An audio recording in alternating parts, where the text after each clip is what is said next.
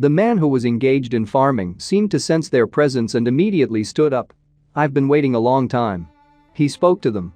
The brunette in the suit was wearing sunglasses, the gray-haired one had a mustache and beard, as well as glasses for vision on the bridge of his nose. The brunette looked like someone's bodyguard, the man with gray hair looked more like a butler. "Come here." A shaven-haired brunette moved forward, a gray-haired man just nodded after him. "What happened?" A man with a hoe in his hand asked. "About Miss." The shaved brunette started. Miss Kisaragi." The gray-haired man immediately began to sweat in anticipation of the outcome of this conversation. "Ah, the third daughter." The disheveled brunette exclaimed. "So what happened?" He smiled radiantly, not even anticipating any trouble. "Her signal apparatus was destroyed." A shaved brunette minted it. "This can't be happening.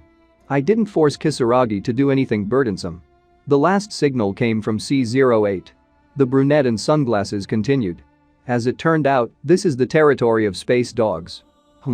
Only a disheveled brunette spoke in response. "Well." He started and immediately put his hand on the shoulder of the man in the suit. Less than a minute later, a shaved man was hit in the head by a strong fist from Eugene Kisaragi's father. He also threw the body of this man aside with a powerful blow, and blood splashes followed the victim in a train. Mr. Eugene approached the man, who was still alive, but shuddering and covered with blood splashes. And he continued to mercilessly strike blow after blow, but no longer with his fist, but with a metal-pointed hoe.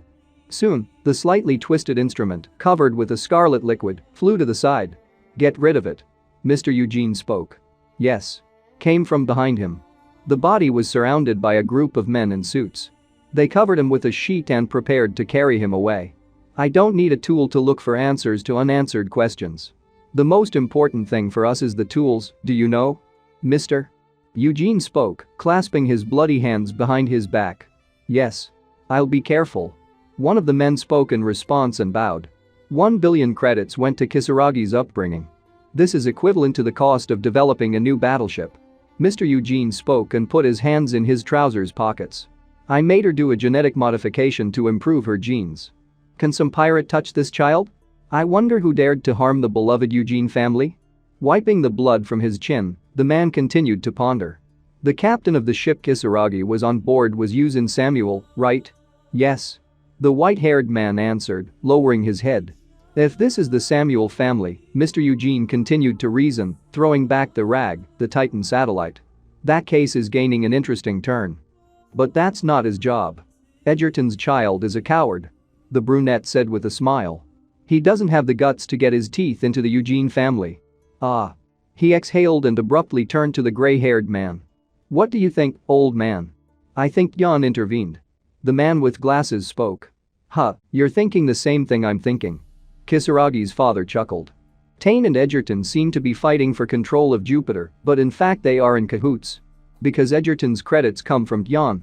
This snake is ready to take the lead on the board of directors, you know?" Kisaragi's father spoke. "Yes." The gray-haired man replied. "Chamberlain, the owner of Tian, holds the position of CEO, in other words, he holds the throne of the owner." "Yes." Mr. Eugene agreed. "I am afraid, seeing that this insolent fool is resolutely aimed against me." Kisaragi's father immediately laughed. And just as abruptly stopped, changing emotions to more serious ones. "We have a reason, so we will strike first. Tell your family about it." The brunette gave instructions. "Yes." The gray-haired man said, and immediately bowed. C-08 was enveloped in a shadow. Kisaragi's father spoke. "Contact them and figure it out."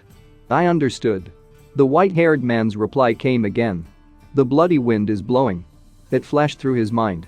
Eugene Samuel and those suddenly raised his voice, breaking into a cry of a brunette aged who had anything to do with the ship. "Bring each of them to me." "The one who destroyed my assets," the man continued without slowing down the timbre, "deserves to die." He was terrible in anger, especially still in his clothes covered with the blood of the bad messenger. Clouds of steam were floating around. They were present all around the perimeter of the square, surrounding people from different sides. The whitish steam hovered in the air and did not dissipate. "This?" Gritting his teeth in anger, the captain said. His body was shaking with a small tremor from indignation at this situation. He could barely contain his indignation so as not to explode like a barrel of dynamite. But there is a limit to everything. "What the hell is this?" He exclaimed so loudly that he could be heard in the neighboring departments of the ship. There was a hole in the wall of the room that had once been a morgue. Clouds of steam came from the floor and rose to the ceiling. He was surrounded by guards. On the left and on the right hand of him stood one equipped guard. In front of him, a group of people in snow-white robes sat in a state of shock next to what had once been people. Now they were either charred or acid-corroded remains. Somewhere the head is guessed, somewhere else the remains of trousers, the other body has only a semblance of the remaining head after exposure to some chemical. The rest of the parts have disintegrated, the hands are a mess, the body is corroded by the floors. You say, after a minute of silence, the captain broke the silence, there was smoke in the room? It's strange, because when we entered, everything pointed to a fire. He muttered after hearing the results of the inspection from the equipped soldiers. All right. Confirmed one of them. I wanted to find out what happened right away, but only doctors are allowed to enter. One of the soldiers continued, to which he received only silence in response. There was mayhem and chaos. Some of the laboratory assistants wrote down a report in notebooks that they were observing at this crime scene, others covered the remains with sheets, hiding the bloody truth from the eyes of others. Here and there lies a lot of mangled equipment and furniture that once filled this area. I don't understand.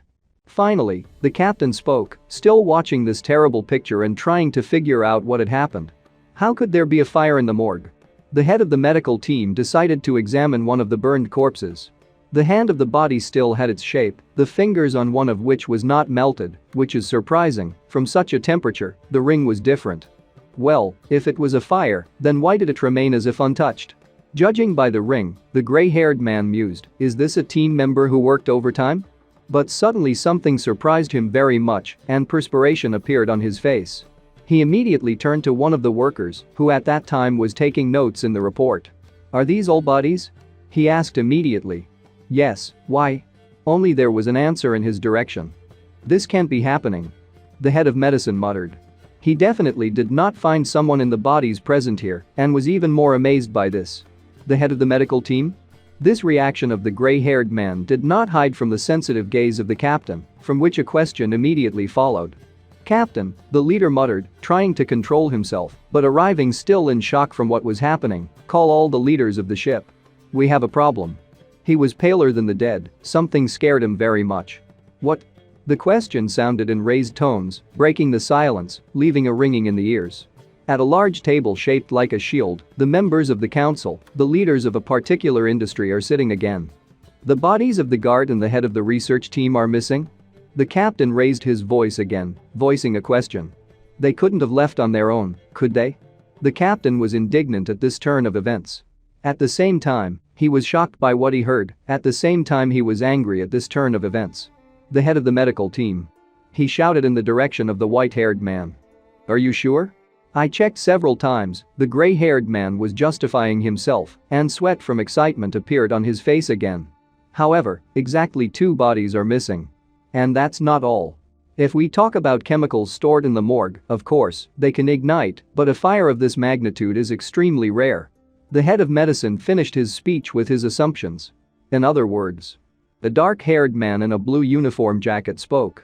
He was sitting next to the gray-haired man with his arms crossed over his chest. This fire was created artificially. Who the hell did this? The head of the technical team asked, without taking his eyes off the head of the medical team. Maybe there are unidentified alien creatures on board? A blonde man in a dark gray uniform voiced his guess aloud. He was sitting next to the head of the technical team. His voice sounded calm, in principle, as he himself held himself. He sat with his hands clasped together in a lock. Is this some kind of joke? Suddenly, a man with milk chocolate-colored hair raised his voice, from which the blonde was immediately taken aback and jumped a little in his place. Don't talk nonsense. What are you? A blonde man in a dark gray uniform answered sharply, sitting normally in a chair, the head of the logistics department. He squinted at the man sitting next to him, who also scared him. A stout man in the same uniform, with a shock of hair the color of milk chocolate, stubble on his chin. I just assumed, why are you so nervous? In response, there was only a soft cough. A more serious problem in the current situation is that the body of the head of the research group has disappeared. The head of the medical team interrupted them. Haven't we decided to contact the pirates? The captain spoke up, reminding his staff of his presence. We need to find the body at any cost. Is that clear to you? He gave his order immediately, standing up and leaning on the surface of the table. "Find the culprit first." The blond man began, raising his hand as if in school for an answer. "Damn." The captain could not stand it, raising his voice even stronger, from which the blonde-haired man was immediately taken aback and began to lower his hand, covered with perspiration. "It's not just about me." The captain was yelling, staring at his department commanders-in-chief. "If you are afraid of revenge from noble capital representatives, then start cooperating already." After that, a deathly silence followed, only breathing and the tolerable hum of technology could be heard. "Head of the Crisis Management Department, have you contacted the pirates yet?"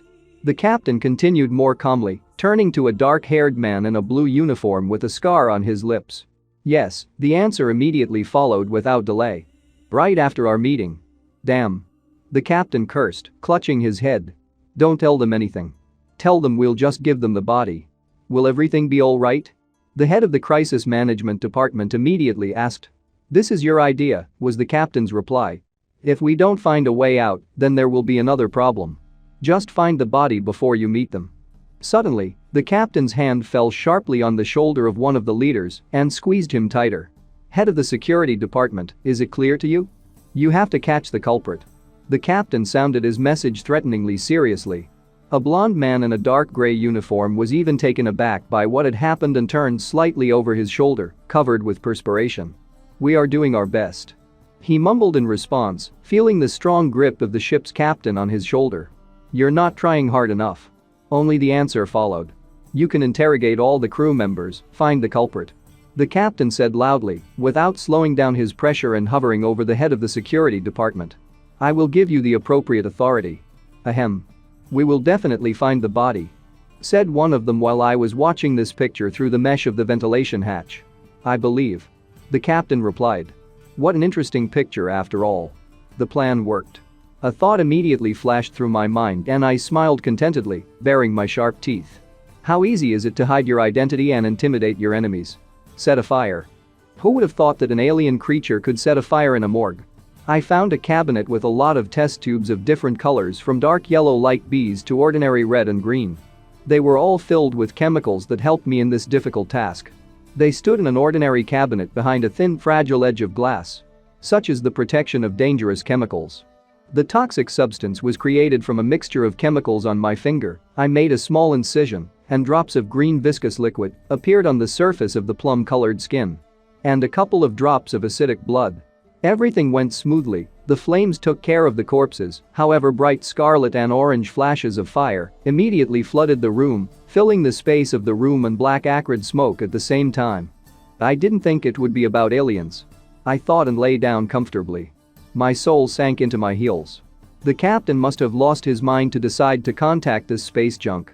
I continued to reason, still watching what was happening. It seems to be this man. My gaze fell on a brunette in a blue uniform jacket with a black rectangle on the back. The head of the Crisis Management Department, however, I will check it later. Who knows, maybe he's in cahoots with the pirates. Pirates are of different races, so I can get a lot of gene essences, however, an assault can reduce the number of genes I can get on this research vessel. I was thinking, still watching the people already going to their offices. Anyway, I'll make a decision when I find out how good this space junk is. And I suddenly caught something with my location. This guy. My attention immediately switched to an equally interesting character of this entire human team. A heaviside man with a short bob haircut and a stubble. He walked, looking down at the floor and saddened by something. Exactly. Isn't it the head of the logistics department who denied my existence? He has nothing to do with the situation, so why did he say that? The man seemed to feel someone's presence and immediately began to light up on the sides in search of the stalker. He went to a small screen and immediately put his palm so that the device could count his fingerprints. Cargo hold? The door hissed open, letting him into the room. He is the head of the logistics department, so visiting the cargo hold is normal for him, I thought, trying to keep an eye on the intended object, but his alertness looks unnatural. What did he have hidden, since he reacted like that? I approached the hatch grating, the branch of which opened into the cargo compartment, so that it would be more convenient to watch my pig. Wait a second, what is this container? I noticed the location of a large container whose doors were blocked by steel bars attached to the frame. There was also a small screen on the container, which they used to identify the person in order to get somewhere. A kind of combination lock. The trail of the head of the department ends here. Fingerprint scanner and ID card login system. The security of this container is higher than that of others. I was thinking, still looking at the thing interesting to me. Its walls are so thick that I can't find out what's going on inside, even with the help of extrasensory perception. There must be something very important hidden there. I was even curious. I was thinking, putting my finger to my chin, interested in the container. Initially, I was going to eliminate the head of the medical team, but I changed my mind. My next target is this man. It's time to get drunk. Someone exclaimed and noisily put a faceted glass on the surface, causing the cloudy liquid to jump in the container and spill a little on the table. Head of department, you've had enough. A thin boy spoke, looking in the direction of a heavy man. They were together at the bar and drinking something. One more. The head of the logistics department muttered, handing an already empty glass to the bartender, a gray-haired man with a thick mustache, peacefully wiping a glass bottle. Why are you sweating so much? The skinny kid spoke up again. What has been happening lately is difficult to call life. A thought flashed through the head of a fat man while he was bringing another portion of alcohol to his mouth. He was really covered in sweat, and it's not clear whether he didn't like the temperature of the ship or whether he was very worried about something. Maybe you shouldn't have trusted a colt dealer on the black market? Mentally he asked himself, remembering the pictures of the past. How he himself, standing in front of the merchant, listened to a resident of another planet, a creature with a lilac skin tone, small horns, blonde hair cut into a square, in a black hoodie, and with a small curtain covering half of his face. In front of her, her product was presented like a half-open pistachio, between the shells of which an unknown brown viscous something. She said they were found in ancient ruins. I decided that this could be used to make money, that's why I brought them here. The man began to think again mentally. And in the subconscious, a picture of the past surfaced again, how he delivers a container with the help of a transportation device and looks around. We agreed on a deal, secretly loaded the eggs on board. Everything was fine. But one day, when I decided to drink, one egg hatched. Once again, a thought passed through his mind. And the picture of the past was replaced by another. A blue container with small cells containing glass tubes with metal edging at both ends. In one of the cells from the cylinder, only fragments in the shell of an alien egg remained. If the container had been tightly closed that day. He was thinking again. The present time. A man wanders down the corridor after another binge to his room. Who's here? He exclaimed into the void and immediately turned around, peering if there was anyone nearby. But there was no one behind him. Only an empty long corridor filled with oppressive silence. He stood still for a while, listening to all the sounds that could suddenly be heard, but the silence was broken only by his rapid breathing due to increased excitement. Damn. Well, since the fuck was used before, then why not? He just muttered to himself, trying to calm down a little at this moment. It sucks. He cursed again, and his body increased sweating from excitement. Suddenly, he felt some strange smell suddenly surrounding him in this space and immediately tensed up.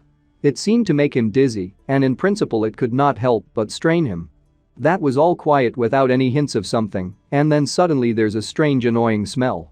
Suddenly, out of the corner of his eye, he noticed that something had penetrated the ventilation. It has a long tail and powerful hind legs, similar to the paws of some animal. But what is strange, the skin is purple. He was immediately seriously frightened by this. What? It flashed through his mind immediately, but he was silent, as if his tongue was numb from the shock he was experiencing. What the hell? He exclaimed mentally and immediately rushed towards his room with all his might, without looking back and not even trying to write off alcohol glitches. The main thing is not to check whether the head is joking with him or everything is actually happening in reality. Damn. Mentally he cursed, still without slowing down. Tears immediately came out of her eyes. He couldn't calm down and calm them down. He really needed to get to the room as soon as possible and close the door behind him. Open up faster. He shouted in his mind, constantly poking at the numeric buttons on the screen. But suddenly the panel succumbed to the entered code and the door immediately moved to the side with a rustle, disappearing into the interstitial space. The man immediately flew into the room. More precisely, he fell like a sack of potatoes, not calculating that the barrier in the form of a door would disappear so quickly and he would lose his balance. Empty glass bottles were lying around him, and one of the slippers had left his hind limb. Telephone. The man stammered. I need to make a call. Trembling with fright, he crawled towards the object he was looking for. A red handset on a red platform with a digital panel. Peek. Peek. Peek. Peek. It was heard outside the door. A sound that brought even more fear. Drool dripped from his mouth every now and then, and sweat trickled down his skin. Peek. Peek. He understood that it was the sound of the code buttons on the panel in front of the entrance. The number of digits in the code was getting smaller. He turned towards the door, and tears started coming out of his eyes again. Pipic. With a rustle, the door disappeared into the interstitial space again. In front of him was me in full height. His terrible nightmare from which he tried to escape so quickly. And now he's shaking and drooling, crying his eyes out. He can smell death. He sees a big monster in front of him with burning eyes and drooling from hunger. I slowly approached him, delaying the moment of pleasure. They say that the meat of a victim who experiences fear has its own wonderful taste. I loomed over him, showing a wide mouth and a lot of razor-sharp teeth, which drooled every now and then from unbearable hunger. And he just shakes and cries. Enjoy your meal. I just said it to myself and immediately bit into my victim. It was easy to kill him because of his cheeky lifestyle. Thoughts swarmed in my head as I looked around my victim's room. A bunch of empty bottles, a pack of cigarettes, some books, sheets, scattered things. In a word, junk. He spent all his time in the bar. I also found crumpled things in the drawers. There are empty cans of something on the dresser, scattered socks, uneaten soup. A real salary thief. I thought immediately. The captain should be grateful to me. I thought and grinned. Because I am reducing the number of people in the state who are paid salaries in vain.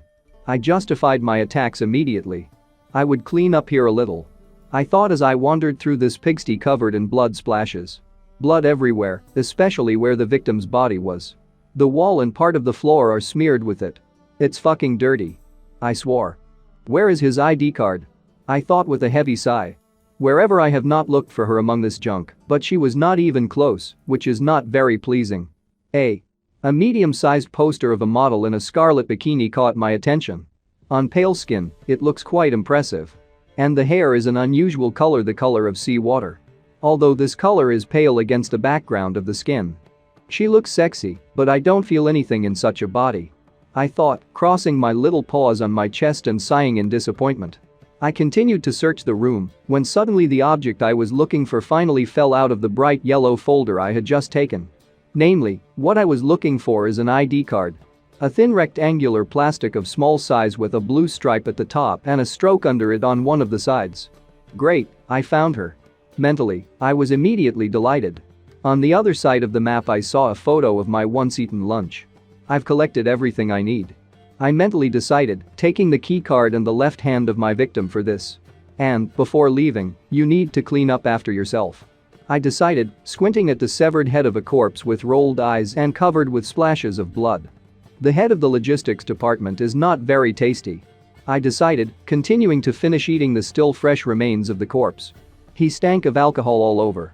I could feel the smell of alcohol mixed with the metallic tint of the smell of blood in the air, and the taste of meat is given bitterness. Having finished with the corpse, I went to the container, which interested me, and for which I tried to get the keys to the entrance. It was already evening and there were few people, which meant that it was possible to take your time. I inserted the ID card into the hole above the digital panel with bright blue stripes. To the screen, streaked with bright blue lines in a small square, I put my left hand, covered with blood, which at the same time stained the surface. The container doors opened and white steam swirled across the floor. I went into the container and saw tall cylindrical flasks lined up in rows on either side of me. They were cold, and the walls were fogged up from the temperature difference. Look what he's been hiding here. Cryo cameras? I was surprised to see all kinds of alien creatures inside them. So he was a smuggler. I decided right there, watching this picture. My attention was suddenly attracted by another container, but already inside, and I immediately turned my head in his direction. To be more precise, it was a small blue box with many cells containing glass cylinders, but smaller. An amorphous egg? I was surprised to see the remains of glass and the eggshell from the hatched baby on the place of the broken cylinder. Exactly. It looked like the petals of an open bud of dark green color with ribs on the petals. One egg is empty. Having examined the shell closer, I thought. Did I hatch out of it? I immediately had an obvious question. I took an egg by one of the petals of the shell. It looks like a wilted flower bud, quite interesting. So this bastard tried to smuggle me out. I thought, examining the ribbed surface of the shell. Although the starting location is the Amorpha in the game is not this ship. The ceiling in a blue-purple stripe hung like swollen pimples, sprinkled with small yellow speckles of some crystals.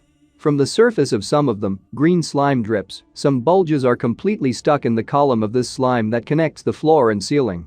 On the bumpy floor, where residual mini rocks are sometimes visible, there is a coating of the same green slime in which, as if on a soft mattress, the same amorphous eggs are located. Somewhere on the surface there are small pyramids with gilded drawings. And the mysterious ruins.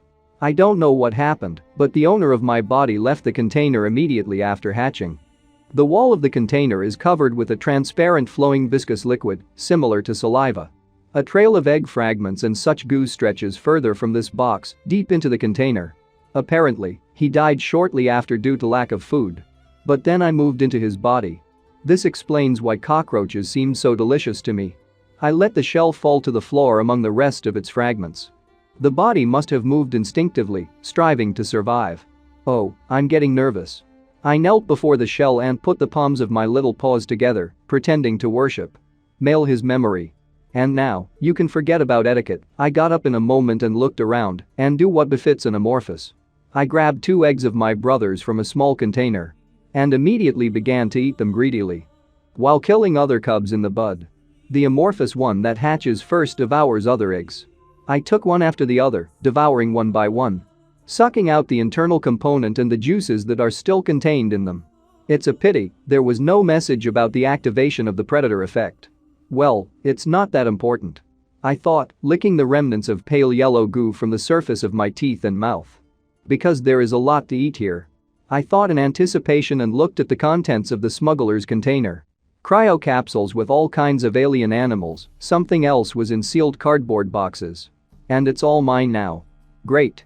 I mentally exclaimed as soon as the blue system window appeared in front of me. Race. Unidentified hostile space creature, NVKS, condition. Individual goal. Survive, evolution. Successful 1, feature. Predator's sense, combined, wings, chitin and shell, vitality, venom glands, combined, enhanced exoskeleton, acidic blood, psychic organ, strong legs, the ability to imitate sounds. Type. Not defined. Currently, 2 types are characteristic of you. Strong body, 8 out of 10, strong psyche, 2 out of 3, the information on the system screen read. There are only 2 points left to get the strong body type. I decided after studying the information given to me. To be honest, I was disappointed when I finished the Kisaragi. I was thinking as I left the container I had cleaned. Instead of a psychic ability, I got some kind of useless psychic organ. But the head of the logistics department gave me such a generous gift. I jumped from container to container hurrying towards the exit. Strong characteristics that can only be obtained by the middle of the game. Characteristics that will allow me to eliminate crew members more efficiently. When I reached the coveted grate of the ventilation hatch, I immediately climbed into it and began to move forward slowly but surely. Thanks to them, I will be able to act more actively. A meeting with space dogs is also not far off. I was still thinking about the further plans that await me. I don't know how dangerous they are, so I have to get stronger before I meet them. Wait for me. Even if you scream, no one will hear you in the boundless space anyway. The pitiful cries of the crew of this research vessel will be buried in the black abyss. The runway of the research vessel megacorporation. A lot of high elongated hatches through which the boundless space is visible. Planes of new turns of technologies for space. Large cars similar in shape to submarines, but on tracks. Hey Scott. A man with wheat-colored hair disheveled in different directions, a thick beard and mustache of the same color called out. Yeah, I'm almost done. A younger man answered, but with styled hair that was touched with gray. He was twisting something inside the new space technology. Is there much more to do? A man with a towel on his shoulders asked, not taking his attention off the approaching Scott. That's enough, he said in response, we have to tinker with it overtime. Ha, fucked up. One of them cursed. I still can't figure it out. Scott said. What exactly? The man with the beard asked. This is a maintenance order. Scott said. Space canteen. High ceilings, which are not possible to reach. Hatches in the walls through which you can see the cosmic night and billions of stars or nearby planets. The tables are wide, but also not too long, with the ends going down to the bottom and attached to the floor of the ship. Each table has rotating seats in a black shade with a light blue stripe on the backs. At each table, bent over their tray, the workers took food. Even if there is a fight, Scott persisted, tapping his spoon on the edge of the food tray, why reassemble the planes? Hey Scott. The man with the beard couldn't stand it. Do you really want to talk about work while eating? A towel is still slung over his shoulders, and a piece of green jelly-like food for astronauts is stuck on his fork. What's wrong with that? The partner was surprised. Fincher, think about it. I've been hearing, Scott continued, dropping the tone of his voice to a quieter one, as if he's plotting that we're getting ready to hunt a metal gremlin. If we meet a metal gremlin, then there won't be a wet spot left of us. His partner exclaimed in response. That's not all. Scott wouldn't let up. They say that this gremlin is already on board. What? Fincher was taken aback when he heard this news. You can smell a strange smell, Scott retorted, hinting at the strange clouds of green haze that hovered in the air every now and then. What is in the air? It's the smell of a metal gremlin. He assured me. On top of everything else, a friend from the catering said that people had started disappearing since last week. Ha, what nonsense. Fincher only snorted in response and continued to devour the food given to him. I've heard something similar, too. Suddenly, a man in round-lensed glasses sitting next to Fincher exclaimed. In addition, the head of the logistics department has disappeared somewhere. In this regard, the cargo bay manager was appointed acting head. Their neighbor blurted out the information right there. Really? Fincher was immediately taken aback by what he heard. You see, Fincher. Scott immediately exclaimed, glad that his words were confirmed. I'm right. Good. The man spoke after listening to 2 points of view, or rather the flow of information. Let's say people started disappearing. Then why are the bosses inactive? I heard, their neighbor at the table immediately began, that they were hiding it to avoid unrest. The metal gremlin is to blame for everything. Scott exclaimed immediately. I do not think so. He said as Fincher snapped and immediately got up from the table. What do these losses have to do with the maintenance of fighters? Fincher could not understand in any way and, taking his under his nose, wanted to leave already. I don't know. Said the guy with glasses. I've only heard of disappearances. Scott started. Are they trying to work with discipline in this way? He decided to assume and immediately caught the displeased look of his partner. Even with a hint of threat. Well, maybe you're right. Fincher threw back and walked away from them, and Scott just scratched his head. The runway of the research vessel. The light is extinguished, and only under the sight of one of the fighters it burns and someone's legs stick out. Fincher came closer and saw his partner fixing something there. Scott. He turned to him immediately. I want something to eat, do you want something? No. Without distracting from the case, the partner replied, still continuing to twist the bolts. It's better to bring some synthetic alcohol with you. Scott threw Fincher in the wake. Good. He agreed in response. Damn. Scott swore. Will I be able to finish everything today? The man continued to work in silence, only the barely audible hum of technology broke the silence. Scott, come here for a minute. Suddenly a man heard someone's voice and was immediately distracted. Cameron? He immediately called out to the voice carrier. I'm busy right now. Scott muttered and continued to twist the bolts in the mechanism. It won't be for long. The same voice was heard again from outside. Scott? The newly arrived night voice persisted. That's it. The man wanted to swear mentally, but only clenched his jaw with indignation. If you call for any trifles, beware, there will be no mercy. Mentally, the cattle were angry, taxiing on a small special board from under the fighter.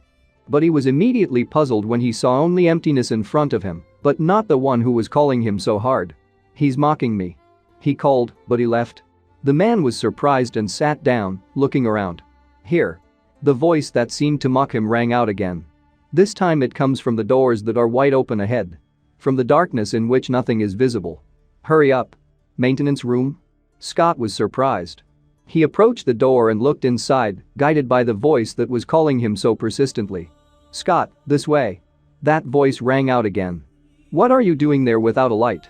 The man was surprised, looking into the impenetrable darkness. I'm looking for something. The voice answered again. Come on quickly, help me. The voice spoke again, and Scott walked into the darkness of the room without a second thought. He began. How people annoy me. He thought, not straying from the path, making his way with a flashlight. What's that smell? He was surprised when an unbearable stench hit his nostrils and he immediately covered his nose with his palm. It looks like a rotten fish, but somehow different. Thoughts flashed through his mind. "Where are you, you bastard?" Scott exclaimed, continuing on his way anyway. "Here I am, here." The familiar voice rang out again. Without shining his light on the floor, he did not notice a large bolt and immediately stood on it, which caused him to lose his balance. The bolt rolled out from under his foot and he fell to the floor with a crash. "Hey," he said, rubbing his bruised head. Wait a minute, a thought suddenly dawned on him, somehow all this is suspicious. Even if you turn on the flashlight, it's hard to see anything in such darkness. Squinting at the fallen object, he thought, but without moving from his place. What is Cameron doing in such pitch darkness? In addition, the head of the logistics department has disappeared somewhere. Suddenly Scott remembered the words at lunch. In this regard, the acting head was appointed cargo bay manager. I heard that people have been disappearing since last week. The metal gremlin is to blame for everything. It finally hit Scott as soon as he remembered his words in the dialogue. "K. Cameron?" Already stuttering, my victim asked into the void, crawling on the surface of the floor. "Sko-o-o-ot." I drawled, imitating my voice less assiduously. "Cameron?" Scott asked the question into the void again. Without stretching out the calm before the storm for a long time, I immediately grabbed his head and pulled him to me. "Oh." I pronounced the syllables with aggression and prepared to devour my stupid victim. My eyes were burning with a hungry spark, and steam was escaping from my mouth. Only the crunching of bones and the screams of the victim broke the silence that night. The ability to imitate. It turns out to be very useful. I thought as I ate my delicious food and savored every bite.